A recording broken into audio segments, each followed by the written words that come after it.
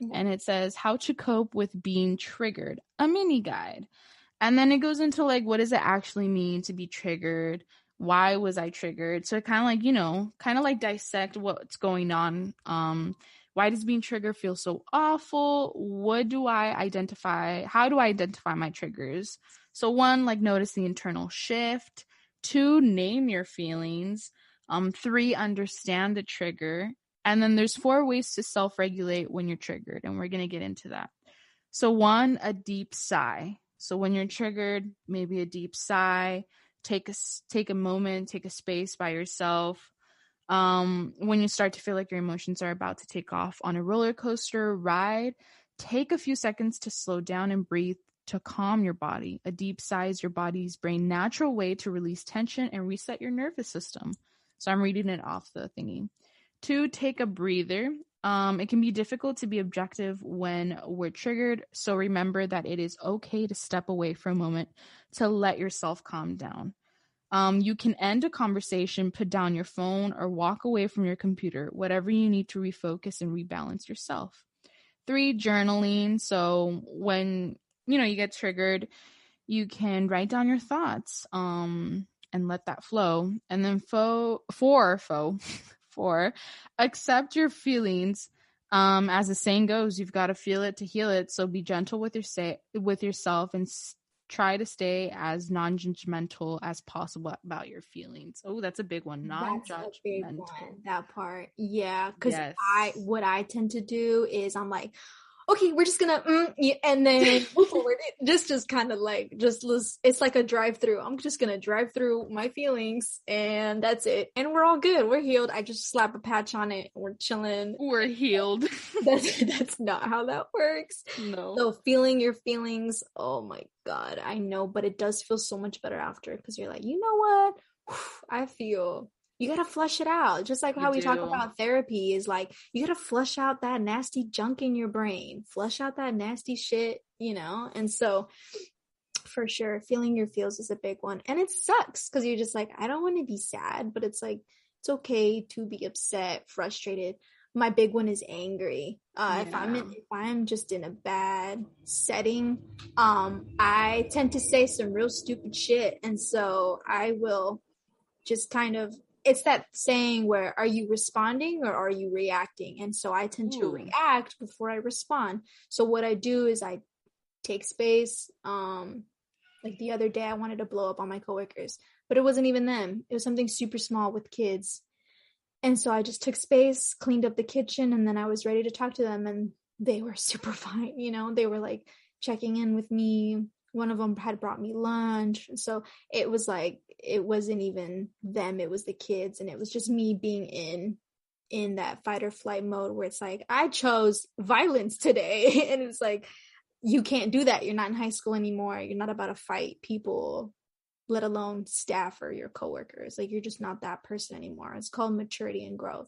And so, which is another thing that if that's what you're noticing, at least for the people that are angry like me, if that's what you're noticing, that you kind of shift towards like this angry for no reason moment, join boxing. Like learn where to release your anger in healthy ways. Jiu-jitsu, boxing, running. What helps me is doing push-ups. So if I get really nervous or like I'm like the poetry slam that I had performed at like a month ago, what helps me is like I just drop on the ground and do like 5 push-ups because I know my ass is not fit. And so that helps me kind of, where are you shifting your energy? If you're just gonna sit down in the shower and cry, that's not really a good way to shift your energy.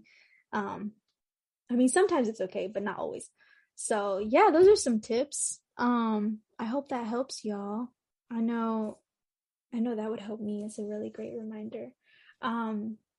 We had talked about triggers, coping skills, how to kind of decompress. I don't know. We're kind of reaching towards the end. Anita, is there anything else you want to cover or share? I feel like we should probably get into just a little bit about like Latinx parenting and traumas, and what have you realized? At what age did you realize about your traumas and stuff? Oh yeah, that's one that I had forgotten about. Yes. Shoot, that's a good one. I think the first one is that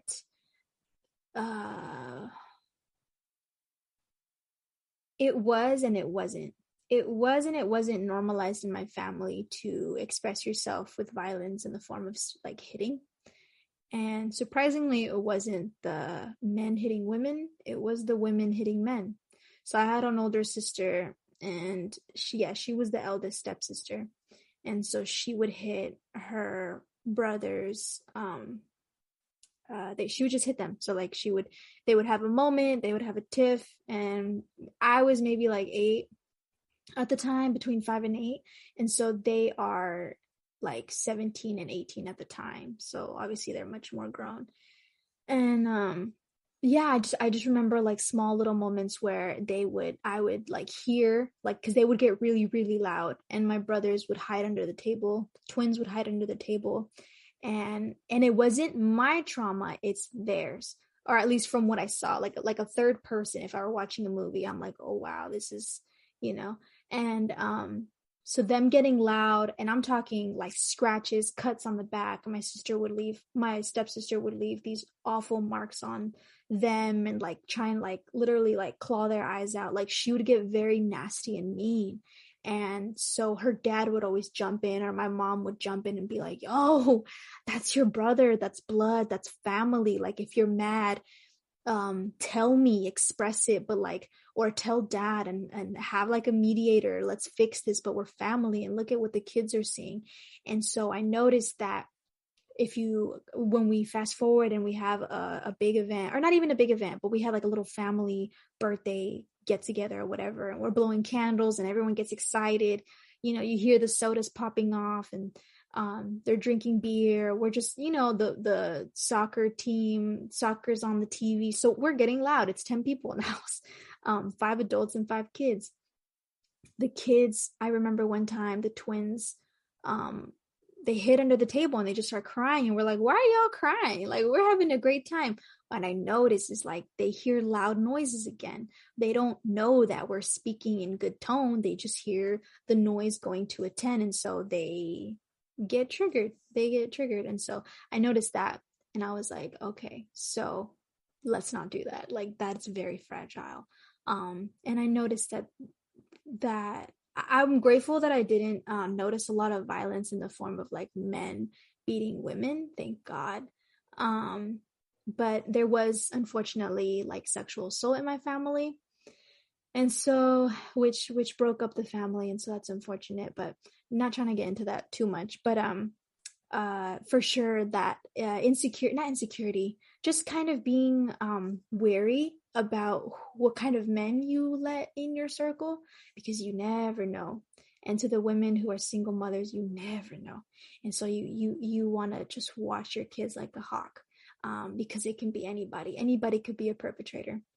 And so that feeling that you said of just kind of feeling wary about men that you don't know, like being in an elevator, oh my God, with like 3 men or even 1 man, you're just like, so that was a big one that I noticed. I'm trying to think of another one. As far as generational trauma that has hit me is hugging, emotional, trying to like be affectionate. And I had mentioned that in one episode, where you try and be more affectionate, tell the people you love that you love them, regardless if it's friends, girlfriends, a boyfriend, a significant other, parents. We need to normalize that, definitely, because not only is life so short, but it's just part of like, I think my friend had posted something, and it was how many hugs a human being needs a day. And I think it was like 8 to 10. And I'm like, bitch, I don't even get one. Like, what? Where's my hug? So for sure, just that affection. We're human beings. And there was a study, this is my last 2 cents. There was a study in sociology back when I was at community college, and they had shown us what a monkey, the test, and it was like a monkey theory, where, I don't know if you know of it, they put a little baby monkey and they give them the option of either like mommy monkey but with like wires and like it's robotic like, but it has food. And then the other one is a little robotic monkey like mother. It's supposed to like be a mother. But it doesn't have food, but it has like cloth over it, so it's very furry and like huggable and just like more comfortable. And the monkey, instead of choosing survival of like what we think is survival, like food, the monkey chose the furry mama that didn't have anything to offer other than its warmth and, you know, comfort.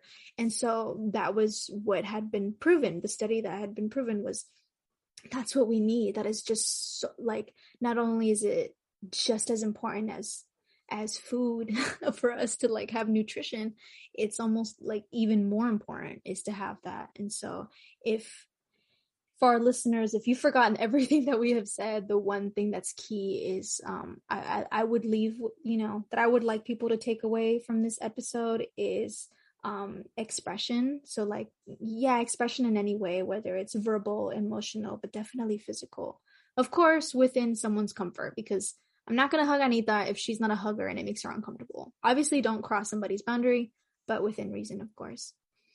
Anyways, that's my TED talk. Anita, what is your generational trauma that you noticed that has hit you but you're trying to unpack? I want to say my realization was violence against women. That's a big one within my family. Yeah, I want to say that. Yeah, from your mom's side, right? But yeah, for my mom's side actually, because I don't know about my dad's side. We don't really get into that. I know from both sides of my family, alcoholism is a huge thing. From both my mom and my dad's side, that is definitely something that's been passed down. But you know what's interesting? I feel like from my grandpa's generation to my mom's generation to me, they've done at least one thing to change the way what their parents used to do. So like my grandma and my grandpa were very loving to like my mom, my tia, and my tío, right? Because their parents weren't really loving. And so like my mom hence was really loving to me. However, my grandpa was, you know, was very violent with my grandma.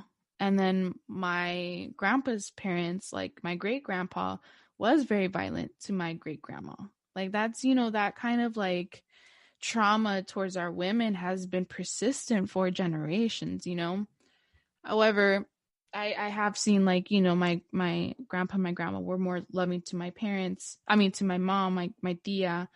And then something that changed with my mom with me was the whole word thing, like not calling names, not saying those things. So that got passed down. And something with my dad, he didn't like when my grandma and my grandpa would drink because they were both alcoholics. That was very traumatizing to him. So he decided that he wasn't going to ever drink in his life, and so that way he can continue kind of like that cycle with his kids, you know, hence me. So my dad decided that he wasn't ever going to drink because of what he saw. So that was him breaking a generational kind of thing within his family. So I particularly don't like drinking at all, right?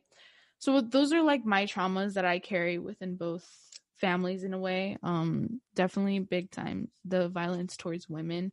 The other day my mom was telling me something about like my great grandma, and this is very deep, so like trigger warning, right?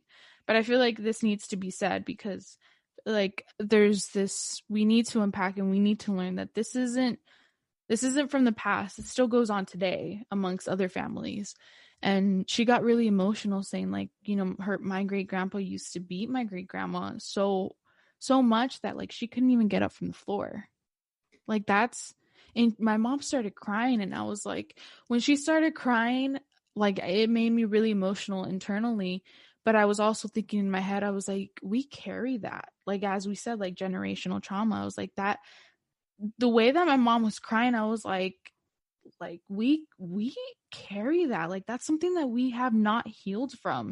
Mm-hmm. And I don't know when we're gonna heal from, you know. Like yeah, I'm working towards that. My mom still needs to do those steps, and my aunt probably needs to make those steps to heal. But